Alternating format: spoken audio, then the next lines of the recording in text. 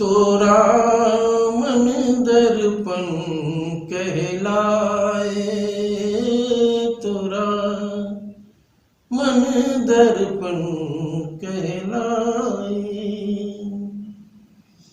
भले बुरे सारे कर्मों को दिखे और दिखाए, तोरा मन दर्पण कहलाए, तोरा मन दर्पण कहलाए।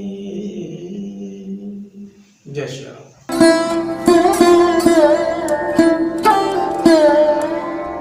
आप सभी को प्रणाम। सत्य सनातन की जय। ईश्वर की असीम अनुकंपा से, गुरु महाराज की असीम अनुकंपा से हम सभी लोगों को भगवत चर्चा करने का परम सौभाग्य प्राप्त हो रहा है। गुरु वंदना कर लेते हैं। बंदो गुरु पदकंज, कृपा सिंधु नर रूप हरि, महामोहतम कुंज, जासु बचन रविकर निकर। आज हम सभी लोग अरण्य कांड के उस भाग की तरफ आगे चलेंगे। देखेंगे कि प्रभु राम शबरी के यहाँ पहुंचते हैं, क्या क्या घटनाएं घटती हैं, उसके बारे में हम लोग आज कथा का आनंद लेंगे। अब वो इस प्रकार से कथा आगे बढ़ती है कि जब प्रभु लक्ष्मण जी के साथ वन में सीता जी को खोज रहे हैं, तो वो खोजते खोजते आगे बढ़ते हैं। जब प्रभु श्री राम ने रास्ते में आते हुए एक राक्षस भी मिलता है, जिसका बड़ा ही आतंक था, बड़ा ही दुर्दान था, वो कबंध राक्षस। उसका उन्होंने वध किया और वहां की जनता को सुख शांति पहुंचाई। अब राक्षस कबंध देखिए, ये जो राक्षस कबंध है, ये कहता है कि आपका दर्शन ही मेरी मोक्ष का कारण है। अपने चरणों में प्रेम देखकर वह अपनी गति पाकर आकाश मार्ग से चला गया। मानी प्रभु उसके ऊपर भी कृपा कर देते हैं, दीन दयाल, उसके ऊपर कृपा करके उसको भी मोक्ष को प्रदान कर देते हैं। ताहि देहि गति राम उदारा, शबरी के आश्रम पगुधारा, सबरी देखि राम गृह आए, मुनि के बचन समुझे जिन भाई। बड़ा ही प्रसिद्ध भक्ति का एक उदाहरण आपके सामने अब श्री रामचरितमानस में सामने ही आपके है कि उदार हृदय प्रभु श्री राम ने राक्षस कबंध को अपने पास परम धाम को भेजा। फिर सबरी के आश्रम में वो पधारते हैं। सबरी ने प्रभु को घर में आए देखा, तब मुनि मतंग जी के वचनों को याद करके उसका मन प्रसन्न हो गया। वह प्रेम में मगन हो जाती है, मुख से वचन नहीं निकलता, बारंबार चरण कमलों में सिर नवा रही है। फिर उसने जल देकर आदर पूर्वक दोनों भाइयों के चरण धोकर सुंदर आसनों पर बैठाया। अब आप सभी इस प्रेम से सराबोर कथा को जानते हैं। थोड़ा मैं आपको याद दिला देता हूं कि मतंग ऋषि ने, अब देखिए प्रभु राम का भी अवतरण भी नहीं हुआ है, तब जो मतंग ऋषि की शिष्या है सबरी, जो कि भिलनी है, जिसको कि आजकल के समाज के लोग दलित दलित के बोलते हैं कि सबरी के साथ ऐसा किया, सबरी के साथ ऐसा किया। लेकिन उन्होंने एक बहुत ही सुंदर सनातन संस्कृति को उजागर किया प्रभु राम ने, कि वो ऐसे लोगों से भी मिले, ऐसे भी आदिवासियों से मिले कि जिनको कोई पूछने वाला नहीं था।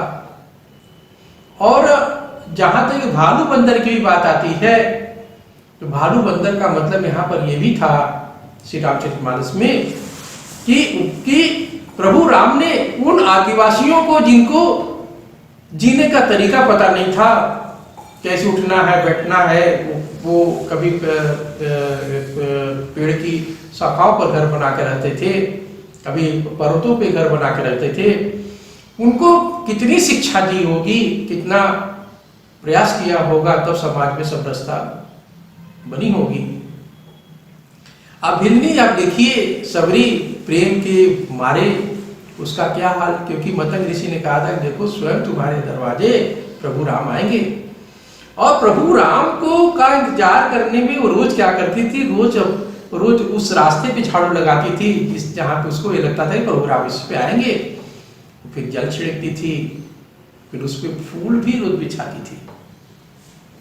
मतंग ऋषि का कहना था कि आएंगे प्रभु राम, जरूर आएंगे।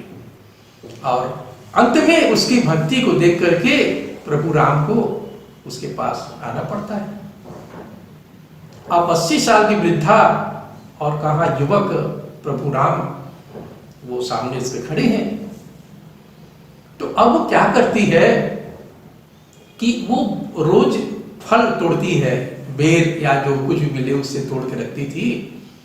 अब प्रभु को देखती है तो सोचती है कि कहीं प्रभु को इसमें से कोई खट्टा बेर न मिल जाए। अब वो चखती है, जो उसको बेर अच्छा लगता है वही बेर प्रभु को आगे समर्पित करती है। अब लक्ष्मण जी को तो आप जानते हैं कि लक्ष्मण जी थोड़े से अब उससे कहते हैं कि ये तो अजीब सी बात है कि सारा जूठा बैर खिला रही है। लक्ष्मण जी खाना पसंद नहीं करते, लेकिन प्रभु राम जो है वो ये बार बार समझाते हैं, कहते हैं कि लक्ष्मण अभी खाओ, तुम नहीं समझ रहे हो तुम्हें क्या मिल रहा है, ये खाओ। और उसके वो रो भी रही है, प्रेम से खिला भी रही है। और प्रभु जो है उस प्रेम के अधीन होकर के प्रभु भक्तों के अपने अधीन हो जाते हैं और उसके जूठे बेर खाते हैं। और उसके जूठे बेर खा करके ये समाज में उदाहरण भी प्रस्तुत करते हैं कि समाज में ना कोई ऊंचा है ना कोई नीचा है, सभी बराबर है। अब आगे देखिए, उसने अत्यंत रसीले और स्वादिष्ट कंदमूल और फल लाकर प्रभु को अर्पित किए। प्रभु उसकी प्रशंसा करते हुए सिखा रहे हैं। सबरी प्रभु के आगे हाथ जोड़कर कहती है, मैं तो नीच जाति की मूढ़ औरत हूं। प्रभु उसको समझाते हैं, कहते हैं हे भामिनी मेरी बात सुन, मैं तो केवल एक भक्ति ही से प्रसन्न होता हूं।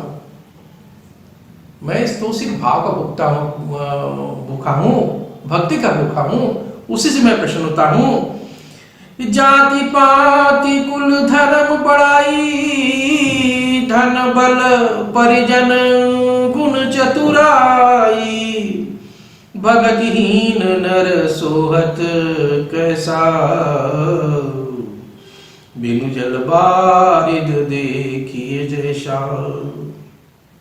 प्रभु राम को समझाते हैं उसके प्रेम को देख के कि जाति पाति कुल धर्म बड़ाई, धन बल कुटुंब गुण और चतुरता, इन सब के होने पर भी भक्ति से रहित मनुष्य ऐसा होता है जैसे जलहीन बादल हो। अब प्रभु उसको आगे समझाते हैं, उसके माध्यम से, उस भिलनी के माध्यम से प्रभु संसार को समझाने का प्रयास करते हैं कि मैं तुम्हें कैसे प्राप्त होऊंगा, या तुम कैसे समझोगे कि मैं ही ब्रह्मांड का स्वामी हूं। तो वो नवधा भक्ति की बात करते।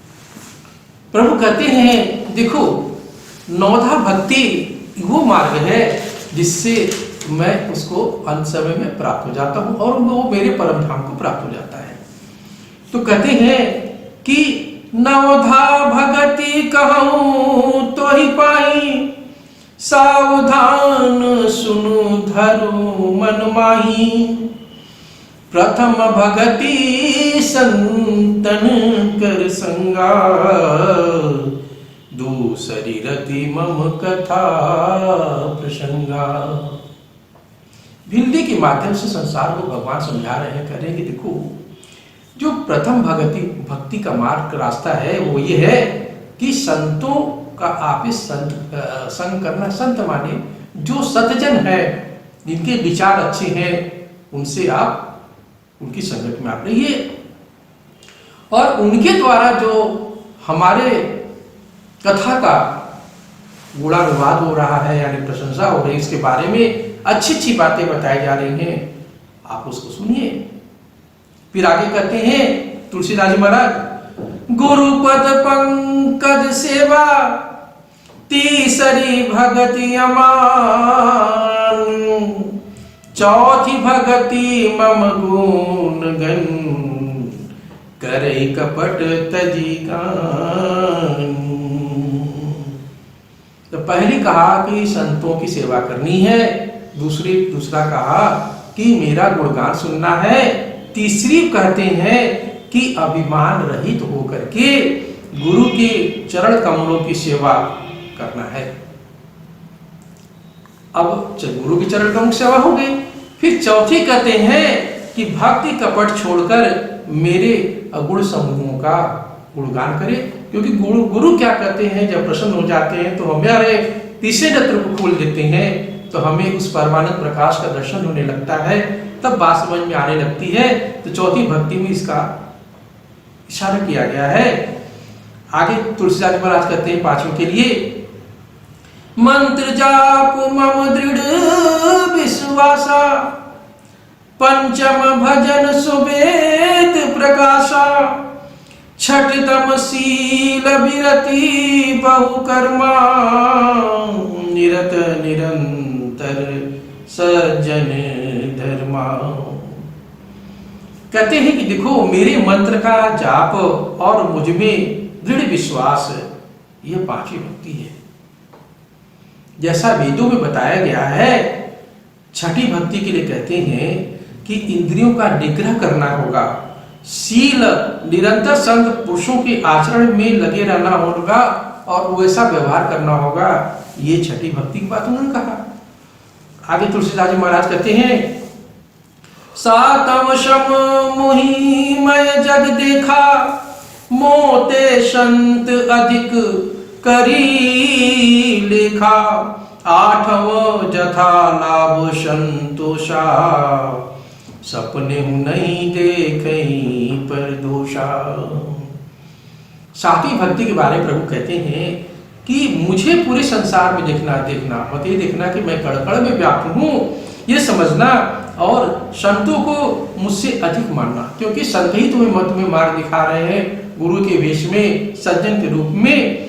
आठवीं भक्ति के बारे में कहते हैं कि जो मिल जाए उसी में संतोष करना, और स्वप्न में भी पराये दोषों को नहीं देखना।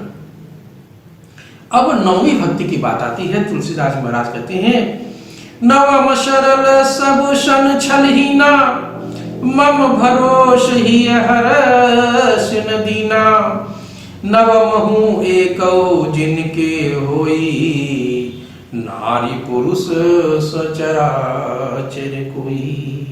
बड़ा सुंदर प्रभु समझा रहे हैं कि नवी भक्ति है सरलता, सबके साथ कपट रहित बर्ताव करना, हृदय में मेरा भरोसा रखना कि तुम्हारे ऊपर जो कुछ विपत्ति आएगी मैं उसको हल कर दूंगा। किसी भी अवस्था में हर्ष और दीनता ना दिखाना, सबके साथ समान व्यवहार करना, चाहे वो स्त्री हो, पुरुष हो, जड़ हो, चेतन हो, कोई भी हो। हे भावनी तुझ में, फिर कहते हैं कि भावनी ये भिलनी, तुम्हारे अंदर ये सभी प्रकार की भक्ति है। अच्छा ये बताओ, क्या तुमने जानकी को देखा है? अब फिर लिखा करते हैं सारा कुछ ब्रह्म ज्ञान वगैरह की बात करके फिर सामान्य मनुष्य की तरफ आ जाते हैं। अब इसके आगे क्या होता है अगले एपिसोड में आपको बताऊंगा। एक छोटा सा भजन। तोरा मन दर्पण कहलाए, तोरा मन दर्पण कहलाए, भले बुरे सारे कर्मों को दिखे और दिखाए, तोरा मन दर्पण कहलाए, तोरा मन दर्पण कहलाए। जय श्री राम।